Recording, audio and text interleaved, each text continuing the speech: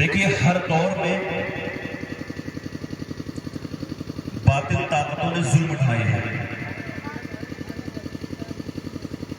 حق کو دبانے کی، کچلنے کی ناکام کوششیں کی ہیں۔ ہماری یہ اسلامی تاریخ بھری ہوئی ہے، اور آپ پیچھے پلٹ کر دیکھیں گے تاریخ کو، اگر پیچھے دیکھیں گے تو فرعون اور موسیٰ علیہ السلام کا زمانہ بھی ہمیں یہی بتلاتا ہے، نمرود ابراہیم علیہ السلام کا زمانہ بھی ہمیں یہی بتلاتا ہے۔ آقا کریم صلی اللہ علیہ وسلم جب دنیا میں جلوہ گر ہوئے تو کتنی جنگیں وجود میں آئی، مسلمانوں کو کچلنے کی ناکام کوششیں کی گئیں۔ میرے آقا کو مکہ چھوڑ کر کے مدینے میں آنا پڑا۔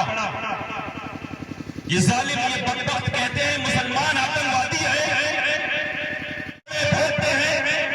مسلمان آتنکوادی ہے، تو میرے آقا مدینے سے، مکہ سے مدینہ کیوں آئے؟ یہ جنگ بدر کہاں ہوئی؟ جنگ خندق کہاں ہوئی؟ جنگ احد کہاں ہوئی؟ مکے میں ہوئی یا مدینے کے قریب میں ہے؟ بتاؤ مجھے۔ یہ قرآن پاک کے خلاف بھونکتے ہیں، کہتے ہیں قرآن پاک میں ایسی آیتیں ہیں، ان کو نکالو جو جہادی آیتیں ہیں۔ میں ان سے پوچھنا چاہتا ہوں، جنگ خندق مدینے کے قریب ہے؟ خندق جو کھودی گئی، جو جنگ خندق ہوئی، وہ مدینے کے قریب ہوئی یا مکے کے قریب ہوئی؟ میرے آقا مکہ سے مدینہ آئے، کیوں آئے؟ جنگ کرنے کے لیے آئے تھے، کیونکہ وہاں پر چند مسلمان جو ایمان لے آئے تھے صحابہ، ان کو وہاں پر رہنے نہیں دیا جا رہا تھا، اس لیے وہاں سے چھوڑ کر کے مدینہ چلے آئے۔ لیکن ظالم وہاں بھی پہنچ گئے، تبھی خندق کھودی گئی۔ اور وہ آیتیں جو کہتے ہیں یہ کیڑے مکوڑے آیتیں کہ ان آیتوں کو نکالا جائے، تو وہ کس پس منظر کی آیتیں ہیں؟ وہ آیتیں اللہ تبارک و تعالیٰ نے نازل فرمائی، تو وہ آیتیں کس پس منظر کی ہیں؟ کہ تم پر جب ظلم کیا جانے لگے تو تم اس کا دفاع کرو، تمہیں مارا جائے گا تو تم کیا پٹتے رہو گے؟ تم اپنی جان نہیں بچاؤ گے کیا؟ بات میری دوسری طرف چلی گئی، یہ چلتا رہا ہے، یہ سلسلہ چلتا رہا ہے، باطل طاقتوں نے ظلم اٹھائے ہیں، یہ چلتا رہا ہے پہلے سے۔ لیکن جب امام اعظم امام حسین رضی اللہ تعالیٰ عنہ کا جب زمانہ آیا تو یزید نے اسلام کی تاریخ کو، اسلام کی صورت کو مٹانا چاہا۔ یہاں بہت مشکل تھا۔ کیونکہ گزشتہ تاریخوں کو جب آپ دیکھیں گے تو وہ غیر تھے، لیکن یہاں پر اسلامی لباس پہننے والے تھے، سروں پر ٹوپیاں رکھنے والے تھے، نانا جان کا کلمہ پڑھنے والے تھے۔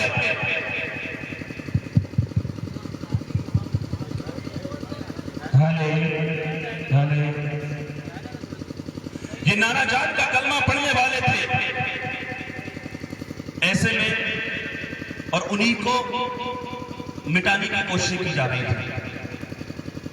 ایسے میں امام حسین رضی اللہ تعالیٰ عنہ نے اپنی اور اپنے گھر والوں کی قربانی دے کر کے اسلام کی وہ آبیاری فرمائی۔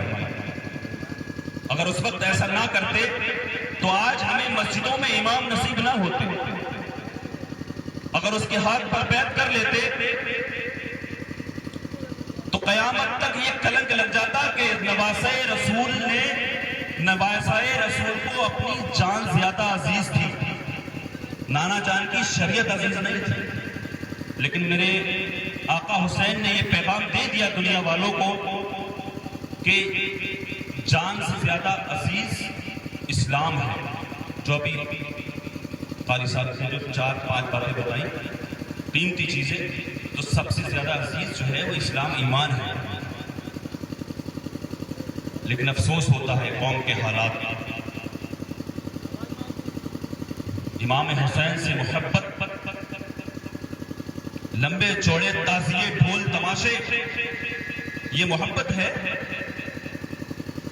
ہونا تو یہ تھا کہ ہر سال اربوں روپے برباد کر دیے جاتے ہیں تعزیداری کے نام پر، ڈھول تماشے کے نام پر اربوں روپے، اور ہونا یہ چاہیے تھا کہ اتنا پیسہ جو برباد کیا جاتا ہے، امام حسین کی نام سے تنظیمیں بنائی جاتی،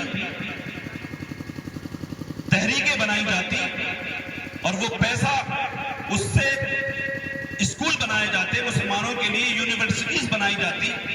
جب کہیں گزر ہوتا کسی ہائی وے سے تو ایک بڑی عظیم الشان ایک بلڈنگ نظر آتی، اس پر لکھا ہوتا شہدائے کربلا یونیورسٹی، اس پر لکھا ہوتا امام حسین یونیورسٹی۔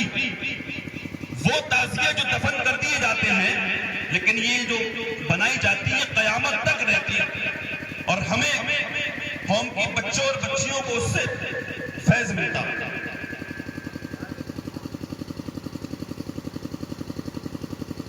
اللہ پاک سمجھ عطا فرمائے، اللہ تبارک و تعالی امام حسین سے سچی پکی عقیدت اور محبت عطا فرمائے۔ اپنی بات کو یہی سمیٹ رہا ہوں، اللہ پاک اس پر عمل کرنے کی توفیق عطا فرمائے۔ السلام علیکم ورحمۃ اللہ وبرکاتہ۔